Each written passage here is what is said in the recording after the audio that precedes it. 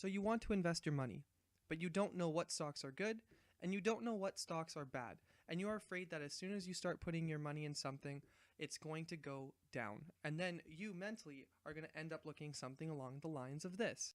No, God! No! No! No! Or you may potentially see investing as your get-rich-quick scheme. And when someone asks you how much you are planning to make, you might say something unrealistic such as this. $100 billion. And when they ask you if you're actually confident that you can make that much, you might correct them and say something along the lines of this. Here's the plan. $1 million. After which, the person will look at you and think this.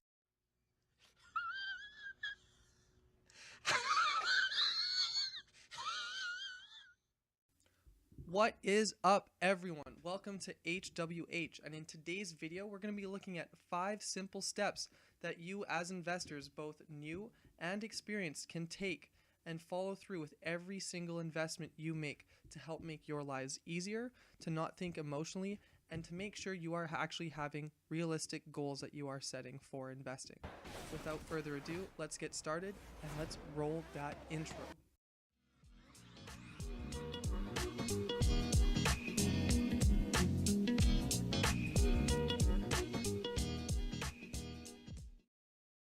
Step 1.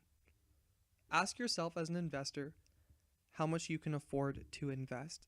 This is very important because you may have a lot of money sitting around in an account, let's say $5,000 for example, but you realize that you have expenses in the foreseeable future, so let's say in the next 3 months. A prime example of a foreseeable expense would be for a university student who has to pay tuition in the fall for their fall semester. If you do know your foreseeable expenses, you should not invest your total amount. You should subtract the amount that you know you will have to pay in the foreseeable future and not invest it. This is very important because you do not want to be pulling money out of your investments, especially when you are down, because you are basically guaranteeing yourself a loss. So leave that money off to the side, and if by chance in the foreseeable future that you do have additional cash sitting on the side, then you can choose to invest that as well. Keep in mind, it's a lot easier for you to add in gradually down the road than it is to just dump everything all in at once. Which also leads me to my next point. You will have to ask yourself how much you are willing to lose. Now, it sounds a bit negative, but the reality is there is a potential chance everything could turn to zero. So if you are investing, let's say $2,000 in one company, you have to ask yourself, are you comfortable enough losing that $2,000 if it goes to zero? Now that you have determined how much you can afford to invest and how much you are comfortable with potentially losing, you are able to move to the second step. So the second step is you want to determine the type of investor you want to be within each stock that you purchase. First, you want to determine if the investment you make today is going to be a long-term one or a short-term one. Long-term being you are going to hold the stock for at least 1 year plus. Short-term being you're going to hold the stock for any duration of time under 1 year. Now, once you determine your time frame, you want to ask yourself how you are going to arrive at determining if it's a good buy or not, or 4 types of investors you can try to become. The first one is the calculator. This is a very numbers-driven person. This is someone who values income statements as well as balance sheets, and they want to use different calculations to value the company and see where their real stock price is relative to the current stock price that does exist. This person stays away from news and the hype, but focuses primarily on the numbers as their cushion for if something should be a go or if you should hold off from buying into the company. The next type of investor is called the celebrity. So the celebrity loves to buy on the news. If something is being talked about a lot and it's trading in high volumes, the celebrity is going to make a move into the stock. They will wait for the right stock price, but they are still going to buy into the stock because they know that the hype is there. And when there is lots of hype, there's going to be a trend upwards where the stock value will increase. And then once the hype tends to fall back, the celebrity will sell off its stock. The third type of investor is what's called the adventurer. The adventurer is a very risk-driven person, and they love the idea of high rewards followed by high risk, and they understand that there is potential to lose money, but they are willing to do whatever is necessary to essentially achieve high rewards. They may choose to either go with the news and the hype approach, or they might follow a number-driven approach. It's entirely up to them, but the whole characteristic of the adventurer is that they are very comfortable when it comes to risk. Now, the last investor is what I like to call the tiptoer. The tiptoer is the exact opposite of the adventurer.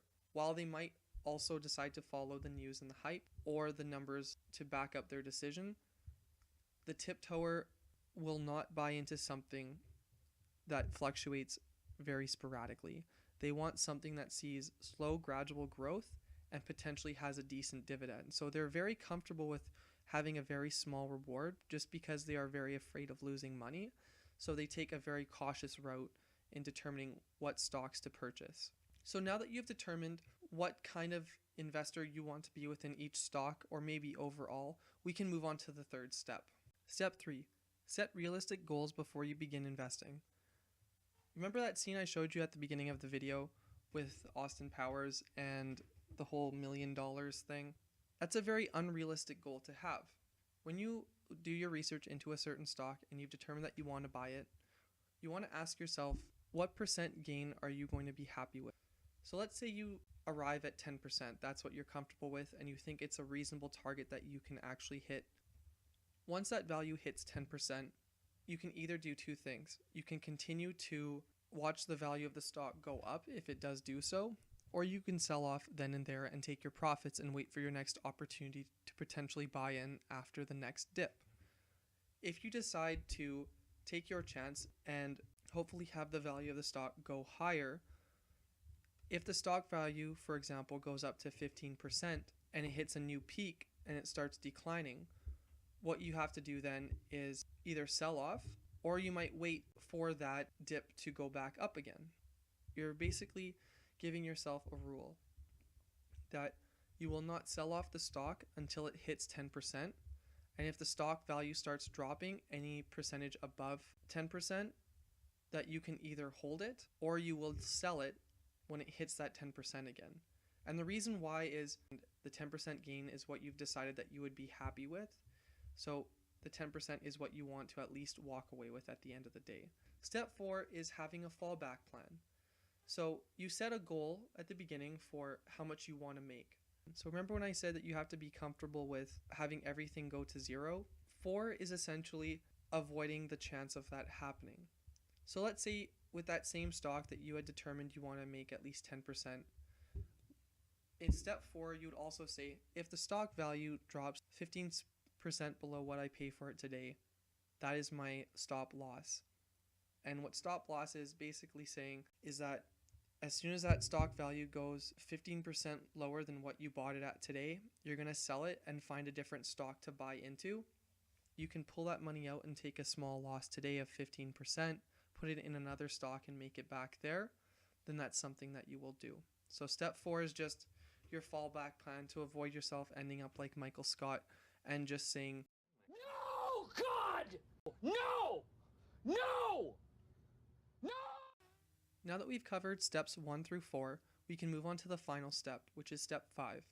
Step 5 is just a friendly reminder to always be patient and to always avoid any sort of emotional decisions that you can make when investing. You invest in a stock and it may go red right away. An irrational person would start to panic and let emotions get caught up in the mess, and they might just decide to sell it right away because they're like, oh no, I'm losing money. This isn't good. This is not what I wanted. And they're going to panic. You have 4 building blocks that I just gave you before this final step. The first one was you asked yourself what you can afford to invest. And you asked yourself, are you comfortable with investing all that money and having it go to zero? And you said yes.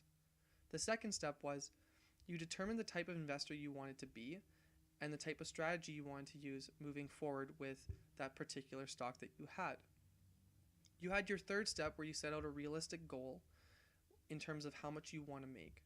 And step 4 where you said, if I don't make my gain and if I start losing money, this is how much I want to lose with the investment I'm making. And if I lose anything more than that, I'm going to sell it right away and I'll take my loss and I'll move on to a different stock. So you've had all these steps that you have just followed to get where you are. And you have to remember that if you are down right now, you are not going to sell until you hit your minus percentage that you have set in step 4. So don't panic and avoid your emotions, and you should be fine in the end. I'm not saying that every single transaction you make or every single stock you buy is going to be a promising one that turns green, but you have right now basic steps to determine what type of investor you want to be. You have basic targets you can set in terms of gains and losses, and these are the fundamentals you should essentially stick with regardless of if you are new to investing or you are an experienced investor. I myself have been investing for a number of years now, and I still follow these 5 steps every single day, and I find that they really help me. Have I made emotional transactions or emotional trades? Yes, I have, and some have been good, but others have been very bad, and when I did make the bad ones, I had to remember to myself, I may have made an emotional decision to buy, but now I must be patient to have that stock return back to the profits that I want to achieve. So that will conclude today's video. Now that we're done, I would love to hear what you think. If you are an investor and you have your own tips that you would like to share with everyone, please drop them down below. If you are new to investing and there's still certain aspects of investing that you are unclear of, drop your questions down below too, as I will have many more future videos to come relating to investing. If you did like the style of the video too, please press the like button. I tried to do it in a little bit more of a funny and humorous way while also being educational and informative. I just thought, why not try something a little bit different? So if you did like it, please leave a like down below. And if you want to stay up to date with any future content, feel free to subscribe and ring the bell so that you know when the next video is out. And now we're going to roll the outro. Thanks again, everyone.